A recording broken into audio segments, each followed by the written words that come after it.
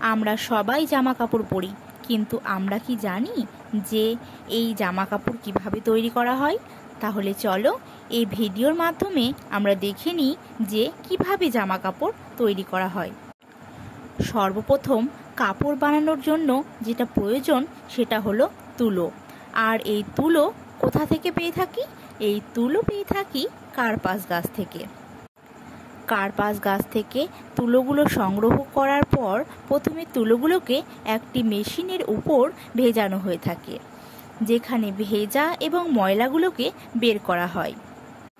তারপর তুলোগুলোকে এক জায়গায় জমা করার জন্য মেশিনে দেওয়া হয়। এবার এই তুলোর সাহায্যে মোটা সুতো তৈরি করা হয় এবং পরে এগুলো রোল বানানো হয়। এরপর মোটা সুতোগুলোকে আরেকটি মেশিনে দেওয়া হয় সুতোগুলোকে পাতলা করার জন্য, যার ফলে সুতোগুলো মজবুত হয়ে যায়। তারপর সেই সুতোগুলির রোল বানানো হয়। তারপর সুতোগুলোকে কাপড় বানানোর ফ্যাক্টরিতে পাঠিয়ে দেওয়া হয়। এরপর আসি কাপড় বানানোর দিকে। কাপড় বানানোর জন্য সুতোর অনেকগুলো রোলকে একটা মেশিনে লাগানো হয়ে থাকে। তারপর মেশিনে সুতোগুলোকে একসাথে বুনে দিয়ে কাপড় তৈরি হতে থাকে।